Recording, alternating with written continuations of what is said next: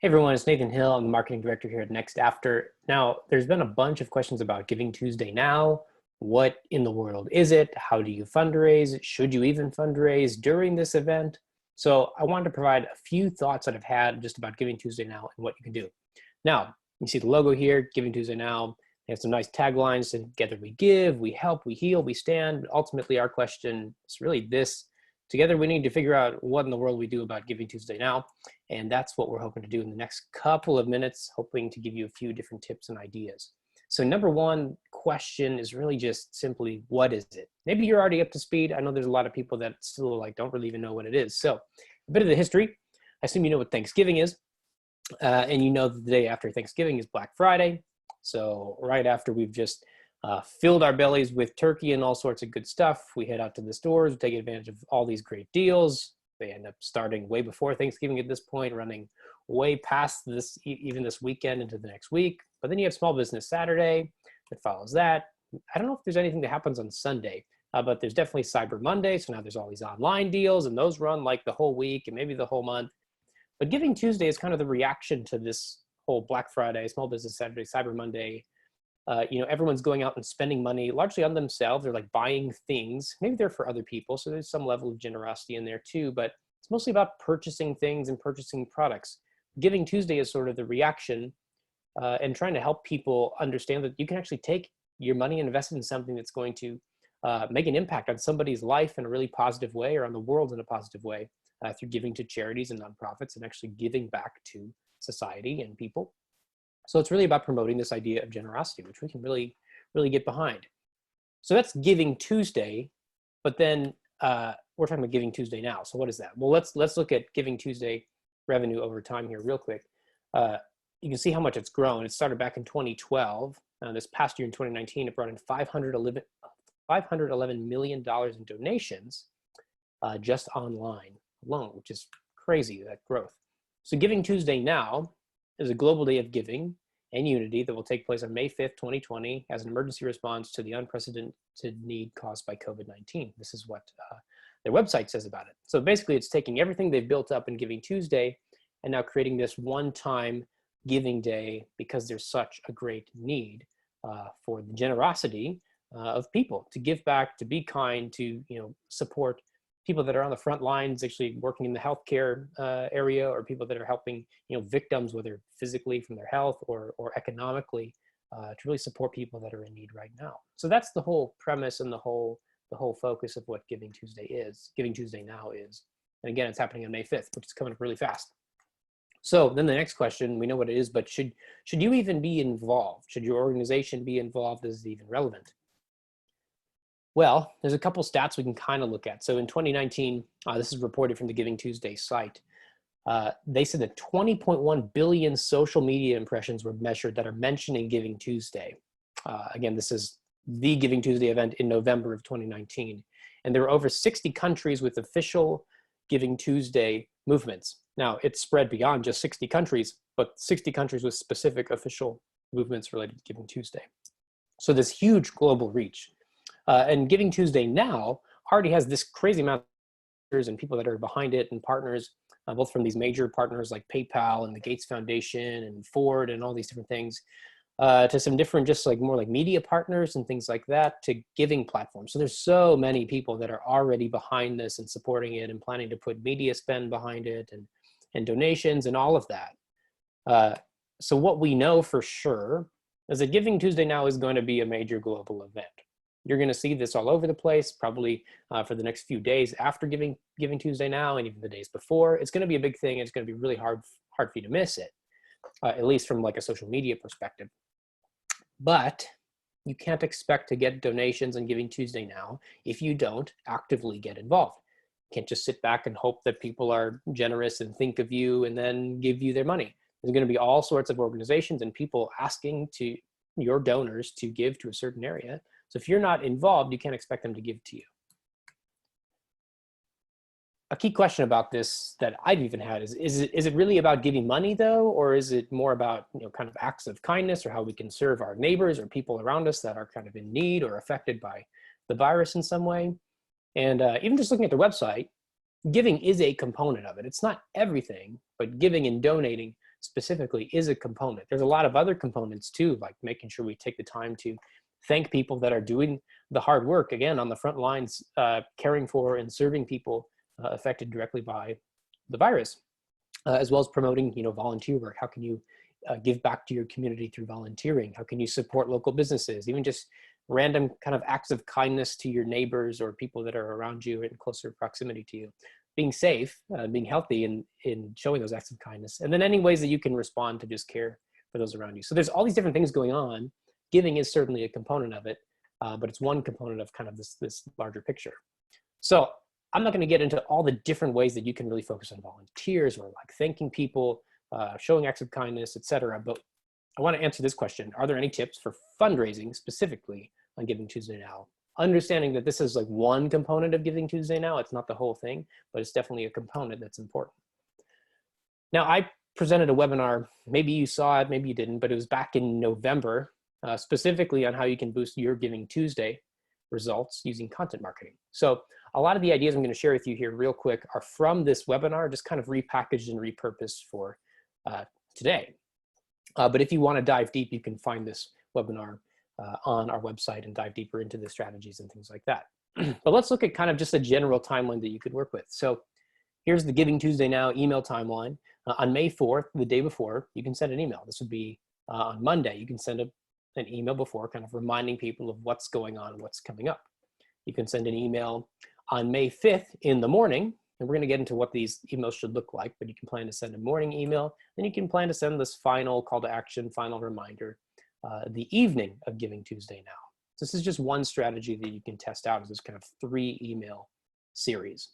What do these actually look like? What can you actually do with your copy and your content and all that stuff? That's what we're going to dive into a little bit.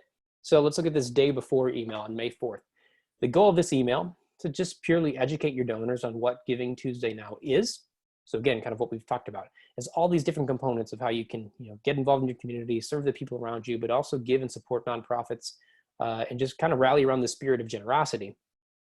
If you have a specific match, if you're already planning to have a matching challenge or some specific goal, you would introduce that in this email. Then ultimately, if someone's ready to give, you don't want to say, hey, hold on to your money and give it to me 24 hours from now. You can ask people directly right away to participate if they're ready. So don't keep people from doing that. You can ask them right away. That's the general goal of this email, is largely just educational about here's what Giving Tuesday Now is. And if you're ready, here's how you can start to get involved. So that's the first email on the day before. It's kind of a priming email.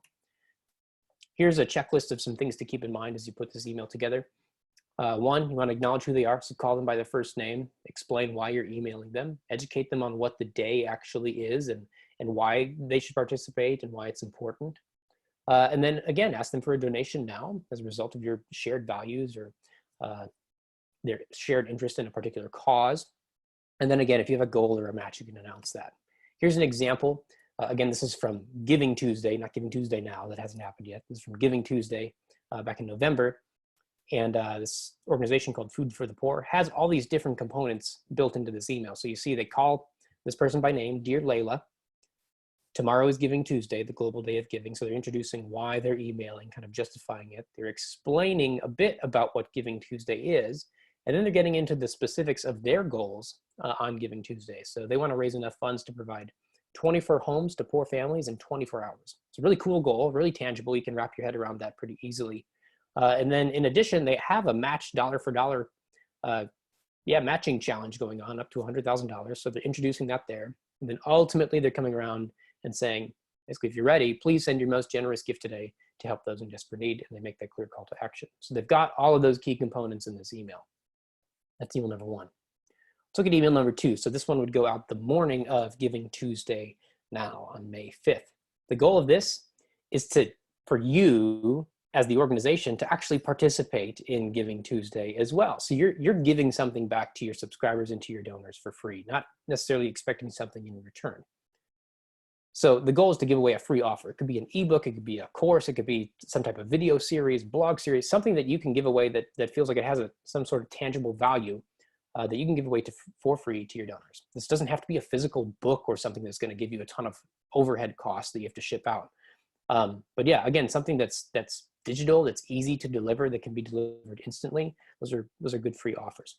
And what you want to do is ask them to take this offer in exchange for their email address. So they feel like there is some type of value exchange going on. If someone has to give an email address for something, it's technically free, but then you feel like what I'm getting back actually has value and weight. What this kind of looks like overall, you're not asking directly for a donation in this email, but you're sending the email talking about the free offer. You send someone to a landing page. In this case, you can see the branding is very like year-end and holiday themed. Again, this was back in November. But this group, the Texas State Historical Association, they just gave away the Portable Handbook of Texas. So this was really relevant to their audience, people that love Texas, are interested in Texas history, would love to dive deeper. This is something of value to them. So they get it in exchange for a first name, last name, email address. Then they get this free ebook in return. And then the confirmation page is what we call an instant donation page. So right away, it does say, thank you. Your resource, your free resource is on its way to your inbox. And then it pivots not into like a pay to play type of scenario where you have to make a donation if you really want to get this. You can switch. It's like, hey, confirming, yes, we're giving you this thing. It's on its way to your inbox. Here's what's going on today on Giving Tuesday. And then they're making this appeal about Giving Tuesday relevant to the offer they just received and moving into this donation ask. So it's just a way you can start to take the gratitude that your donor is potentially feeling from getting this free offer and then sort of convert that into generosity back towards your cause as well. So that's the general model. There's a lot more we could get into, and I get into in the other Giving Tuesday webinar.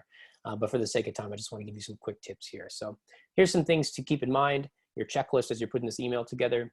Acknowledge their name, their time, their contribution, whatever their participation level is in your organization. Call them to download something for free that you've made for them. Do not ask them for a donation in the email. All you're doing is sending them something for free.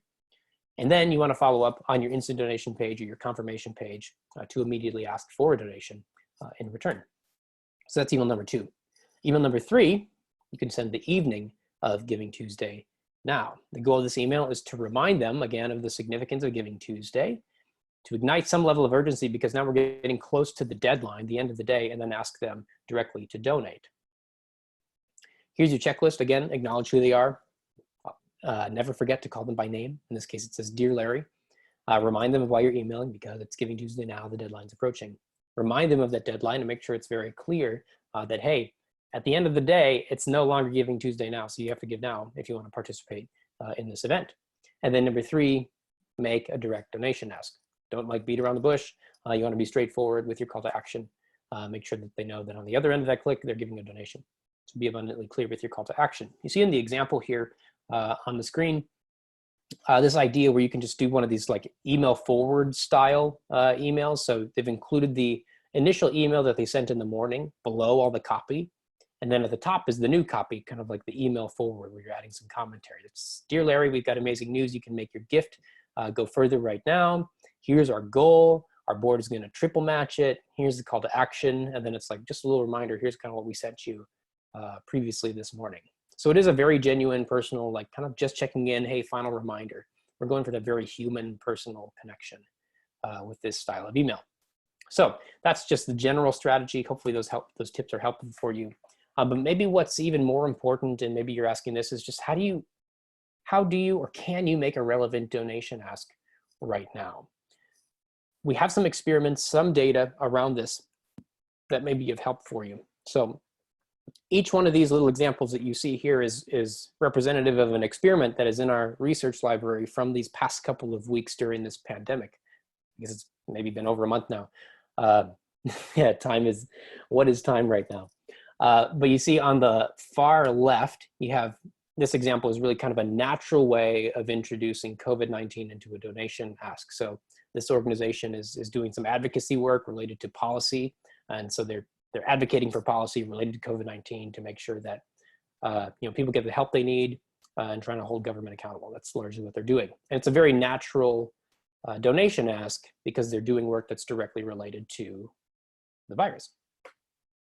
Now, the middle one is a little bit more forced. So in this forced scenario, it's kind of like, hey, COVID-19 is happening. We're also doing this other thing. And they're trying to sort of merge these ideas together. And it's not really a perfect fit. It's kind of like, they kind of work, but it's just not, it's not a perfect fit. It's a pretty forced call to action or combination of COVID-19 and the cause. And then thirdly, there's more of this neutral zone. So it's kind of acknowledging that like, hey, times are crazy right now and people need your help more than ever, but it's not tying their work directly to COVID-19 or the crisis or trying to force a connection that's not there. It's pretty neutral. And what they saw in these 3 different experiments is that the natural connection, if you're able to make a natural connection, awesome. They saw a 37% increase in donations compared to just their normal straight up donation ask. In this middle example, they saw an 81% decrease in donations by trying to force a connection that wasn't really there. And then in the third one, you know, they're maintaining some level of relevancy by tweaking their messaging, which is probably appropriate, but it didn't really move the results one way or the other. It's kind of just the same results that they typically see, but now they're being maybe a little bit more relevant with their copy.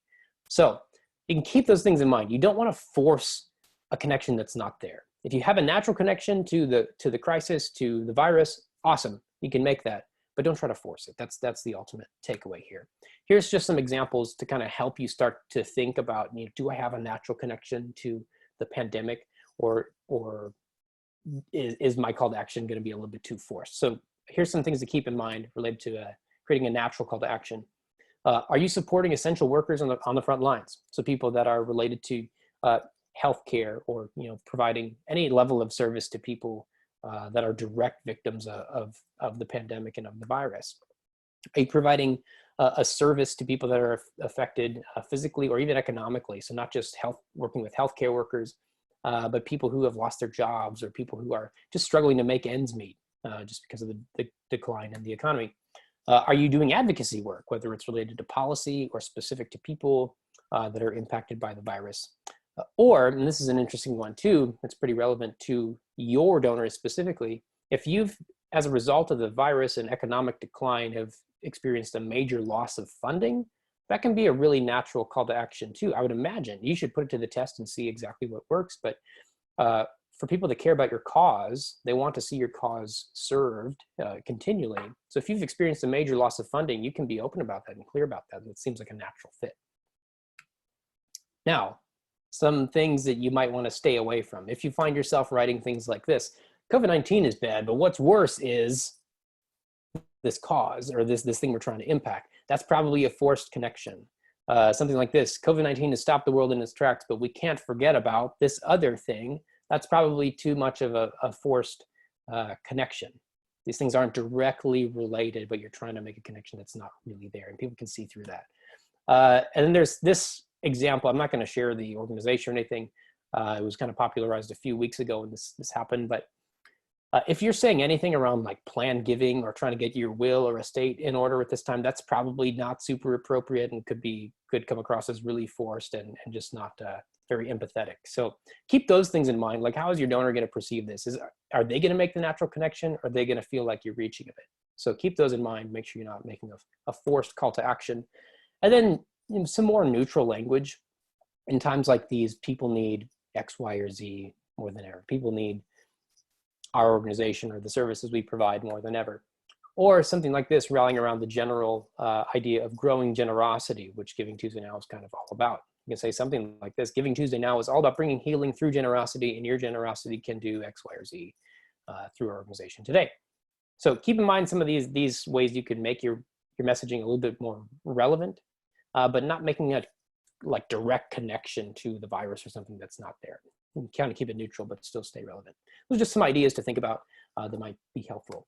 If you want to look at some more real email examples and get other ideas as to how you can kind of tweak your messaging, or see other organizations in your vertical that are sending email appeals during this time, you can go to nextafter.com/coronavirus. If you haven't been here already, you can see there's tons of data, dashboards around email volume and web traffic and response rates. But you can also click into specific emails that are being sent at this time from organizations in your vertical that are mentioning COVID-19, both cultivation emails and solicitations, and see the actual email to get different ideas for your messaging. So I hope that's helpful. Again, there's a lot more we could dive into, but just a few thoughts for you as you kind of prep your campaigns. So I wish you all the best and good luck with Giving Tuesday Now.